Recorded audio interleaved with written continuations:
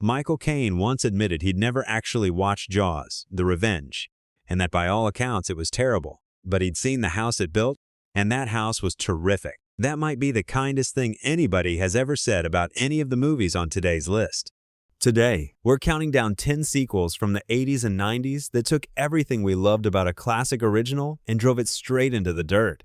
We're talking Rotten Tomatoes scores in the single digits, directors who walked out of their own premieres, stars who spent decades publicly apologizing, and budgets that swelled past what the films ever earned back. These aren't just bad movies. They're cautionary tales about what happens when Hollywood chases money and forgets what made a film worth watching in the first place. If you grew up rewinding VHS tapes of these originals until the tracking lines conquered the screen, you're in the right place. Hit that like button, subscribe if you haven't already, and let's count them down starting with number 10. Number 10. Blues Brothers 2000, 1998. Making a sequel to the Blues Brothers carried one obstacle that no amount of money or talent could fix, and that was the death of John Belushi from an overdose in March of 1982, just 2 years after the original became a cult phenomenon. John Landis had directed that first film on a budget somewhere between $27 and $30 million, and it earned around $115 million worldwide, powered almost entirely by the chemistry between Belushi and Dan Aykroyd. 18 years passed before Landis and Dan Aykroyd finally assembled a follow-up, and they were fighting against history from day one. James Belushi had been the early pick to step in for his brother, but a scheduling conflict knocked him out, which meant John Goodman landed the role of the new partner. All three principals, Landis, Dan Aykroyd, and Goodman, worked for scale with back-end deals to keep costs down, and the budget settled at roughly $31 million. On the music side, the lineup assembled for the finale should have carried the whole film on its own, with B.B. King, Eric Clapton, Bo Diddley, Dr. John, Steve Winwood, and more, plus return cameos from Aretha Franklin and James Brown. But here's the thing, Universal gutted the movie according to Landis, forcing in a kid's sidekick, pushing an overt fantasy subplot, and sanding down the script until it lost every sharp edge. Dan Aykroyd has admitted he never fought back because the studio barely wanted to produce the film at all, and the team simply did everything they were told until the script became, in his own words, uninteresting. $14 million domestic on a $31 million budget. That was the final tally. Rotten Tomatoes landed at 38%. Landis told IFC years later that it was his first real encounter with the new corporate Hollywood, and that the studio destroyed the movie. He never directed another major studio film. Even he concedes the music survived the wreckage. Number 9. Staying Alive, 1983. Saturday Night Fever painted a raw, gritty portrait of working-class Brooklyn in 1977, earned John Travolta an Oscar nomination, turned the Bee Gees into cultural titans, and pulled in over $94 million domestic. Paramount handed the sequel to Sylvester Stallone. That is not a joke. Stallone co-wrote and directed Staying Alive, grafting the Rocky underdog formula onto Tony Manero's story. Norman Wexler, who'd written the original screenplay, had turned in a darker follow-up, but Travolta didn't want that version, and that's when Stallone came aboard to retool the whole thing. Every ounce of Brooklyn grit vanished in the process, with Tony no longer drinking or swearing, and the film playing like a synthetic MTV-era Broadway pageant instead of a neighborhood drama. Frank Stallone replaced much of the Bee Gees' presence on the soundtrack, and his track Far From Over climbed to number 10 on the Billboard Hot 100. None of that mattered to ticket buyers, because the movie still earned $65 million domestic and about $127 worldwide, finishing in the top 10 for 1983. Critics, on the other hand, treated it like a crime scene. Rotten Tomatoes sits at 3%. Metacritic scored it a 23. Roger Ebert gave it a single star out of 4, singling out the centerpiece Broadway show and suggesting it should have been called Springtime for Tony. Entertainment Weekly later named it the worst sequel ever made. No follow-up was ever attempted, and this remains the strangest entry on the list. A movie that turned a profit and still managed to embarrass everyone involved. Number 8. Mortal Kombat, Annihilation, 1997. Paul W.S. Anderson's original Mortal Kombat arrived in 1995 on a $20 million budget and stunned everyone by pulling in over $70 million domestic and $122 million worldwide, which made it the rare video game adaptation that actually worked. Anderson didn't return for the sequel, and that's where it fell apart. John R. Leonetti, the cinematographer from the first film, stepped up for his directorial debut. Nearly every lead was recast, with only Robin Shou as Liu Kang and Talisa Soto as Katana carrying over from the original. James Remar replaced Christopher Lambert as Raiden, and Lyndon Ashby turned down Johnny Cage entirely because the character died in the opening scene. The budget doubled to $30 million, but what showed up on screen bore almost no resemblance to the film that earned it. Opening weekend looked promising at nearly $17 million and a #1 debut, but the second weekend drop told the real story, a 79% collapse that ranked among the steepest of the entire decade. Domestic totals stalled at just under $36 million, roughly half the original, and worldwide reached only about $51 million, a 58% slide. Rotten Tomatoes gave it 4%, and Metacritic scored it 11 out of 100. Producer Lawrence Kasanoff later admitted something devastating, that the visual effects in the released version weren't the final effects, that the studio had told him they didn't care, and that the movie went out essentially unfinished. Both Ed Boon and John Tobias, the co-creators of Mortal Kombat, have separately named Annihilation as the worst moment in the franchise's entire run. A planned third film called Mortal Kombat Devastation never materialized, and the series lay dormant for over 2 decades until the 2021 reboot. Number 7. Grease II, 1982. $132 million domestic in 1978. That's what Grease earned with Travolta and Olivia Newton-John at the height of their fame, with songs that embedded themselves in the culture permanently. Paramount greenlit the sequel and then promptly lost both stars when Travolta and Newton-John declined to return. The studio moved forward anyway, handing the director's chair to Patricia Birch, who had choreographed both the original stage show and the 1978 film, but had never directed a feature. Ken Finkelman wrote the screenplay. Maxwell Caulfield and a young Michelle Pfeiffer, who beat out Pat Benatar and Christy McNichol for the role, became the new leads in Pfeiffer's first starring part. A handful of supporting cast members returned, including Eve Arden, Sid Caesar, and Didi Khan, but Grease creators Jim Jacobs and Warren Casey had no involvement whatsoever. Opening day fell on June 11, 1982, the exact same day E.T. the Extraterrestrial hit theaters, and with Rocky III and Star Trek II also in the mix, Grease II never stood a chance. $15 million domestic on an $11 million budget was all it managed. Roger Ebert wrote that the film recycled the original without the stars, the energy, the freshness, or the grease. The Stinkers Bad Movie Awards later placed it at number 13 on their all-time worst list. Careers crumbled around the film. Caulfield has described being positioned as the next Richard Gere or John Travolta before release. And once the movie flopped, nobody would touch him for what he estimates was a full decade. Pfeiffer described the experience of being thrust into massive full-page advertisements alongside Caulfield while knowing there was no way either of them could live up to any of it. She landed Scarface the following year and never looked back, while Birch never directed another feature. And here's where it gets strange, because Grease 2 has quietly built a real cult following over the years. Andrew Garfield has publicly named it one of his 5 favorite musicals. And both Den of Geek and TCM have hosted retrospective reevaluations. Even so, not even its defenders claim the film captured what made the original special, and Jim Jacobs, the co-creator of Grease, called it awful, noting that nearly 3 decades later it still brought a frown to his face. Number 6. Caddyshack II, 1988. Harold Ramis directed the original Caddyshack in 1980 as his first feature, earning about $40 million domestic and launching one of the most quoted comedies of all time. When Warner Brothers pushed for a sequel, the only question that mattered was whether the original cast would come back. They would not. Bill Murray refused and chose Scrooged instead. Ted Knight had died in 1986.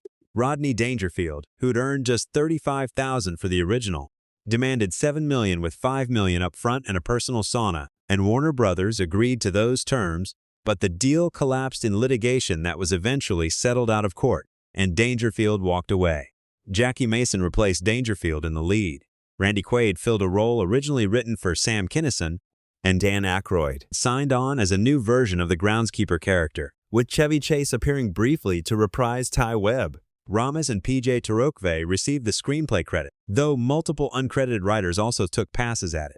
Alan Arkush replaced Alan Metter in the director's chair, and later admitted that the deeper he got into production, the more he realized they lacked a workable script, lacked Murray, and now lacked Dangerfield as well. $11 million. That was the final domestic gross, roughly a quarter of what the original earned. Razzies went to Aykroyd for Worst Supporting Actor and to the film for Worst Original Song, with the Stinkers Awards piling on a Worst Picture win. But the detail that sticks comes from Ramos himself, who attended an early test screening in Pasadena and was so horrified that he and Torokve literally crawled out of the theater to avoid being recognized. Sports Illustrated later labeled it one of the worst sequels in history, and Warner Brothers actually recut old Caddyshack trailers with Chevy Chase doing a voiceover boasting that the original was better than Caddyshack II. No further sequels were attempted, because some things really can only happen once. Number 5. Ghostbusters II, 1989. Ghostbusters II is the controversial pick on this list because, unlike every other entry, it actually turned a profit. Over $295 million domestic on a $25 to $30 million budget.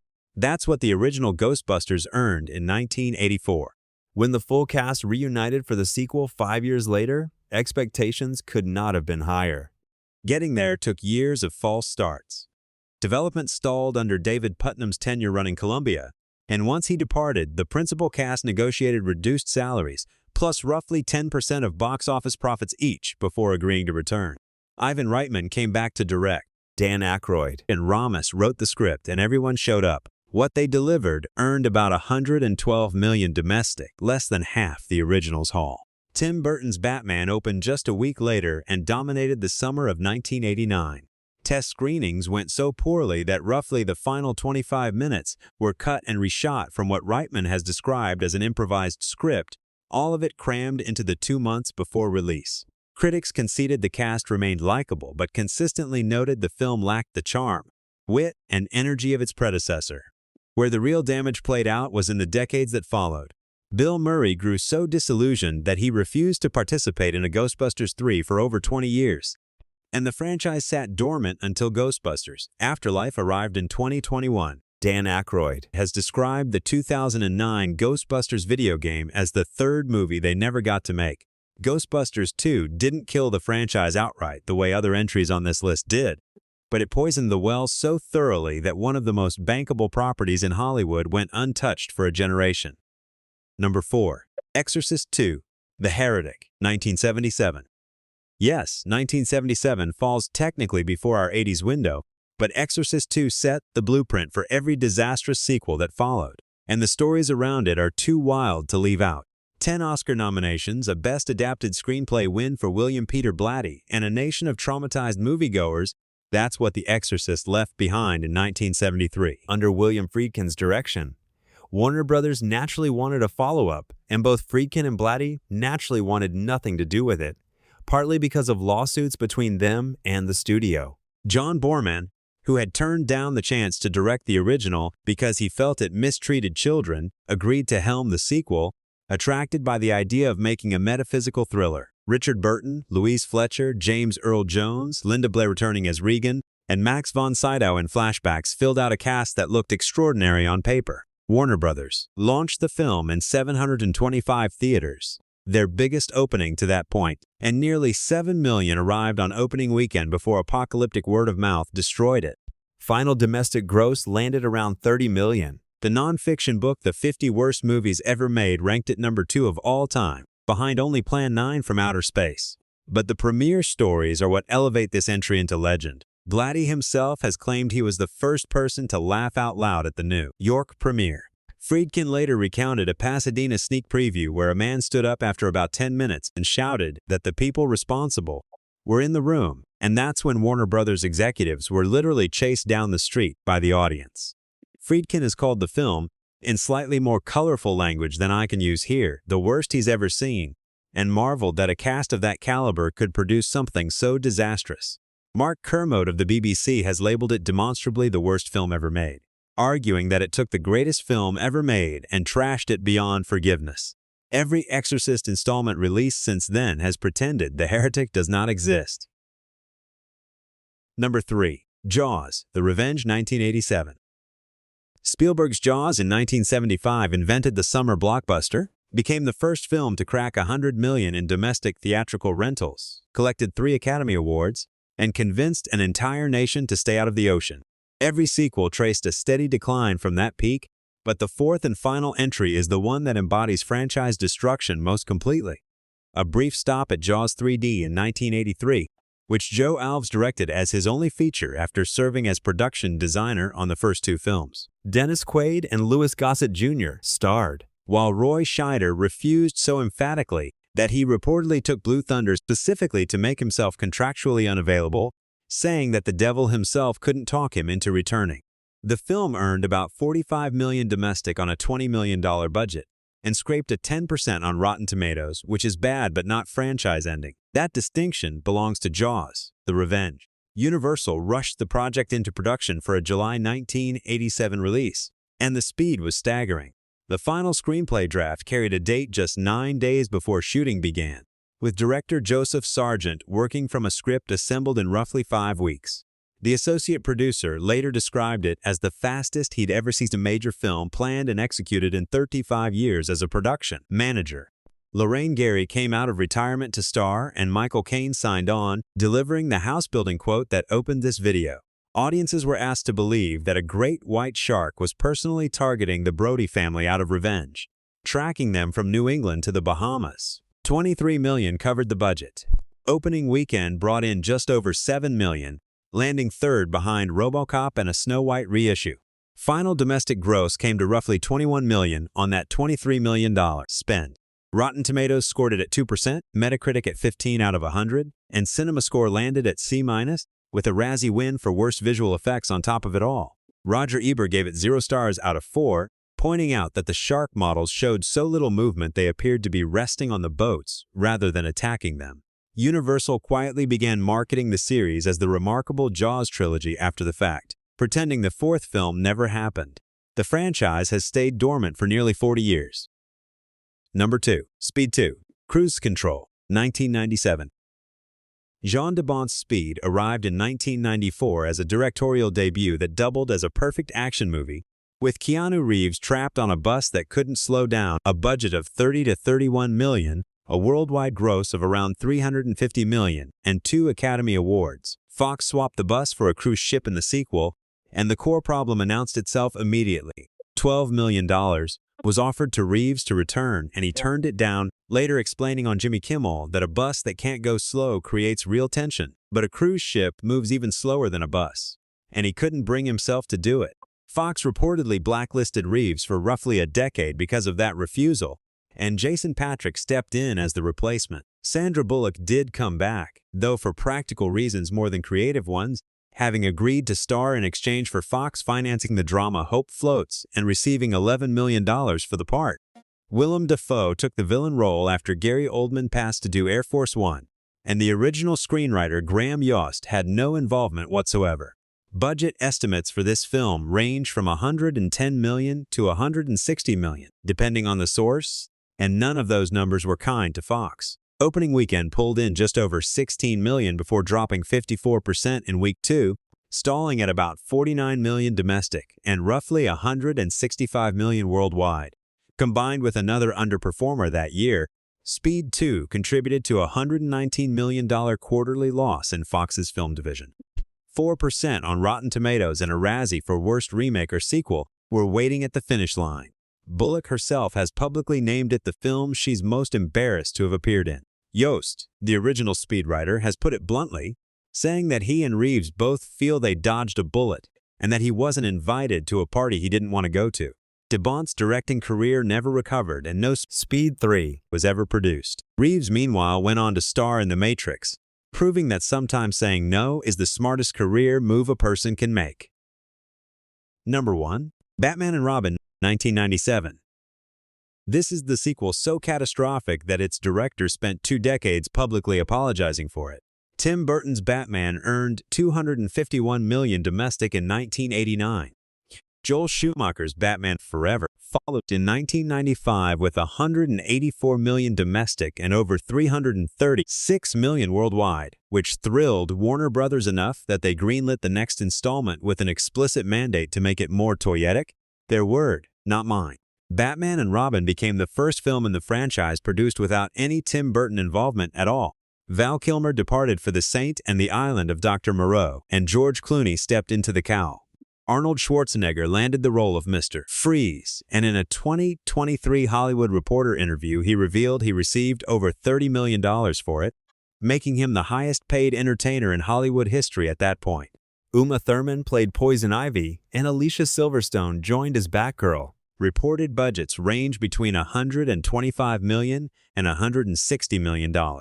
Principal photography ran from September 1996 to January 1997, finishing 2 weeks ahead of schedule. The premiere fell on June 12, 1997, with wide release on June 20th.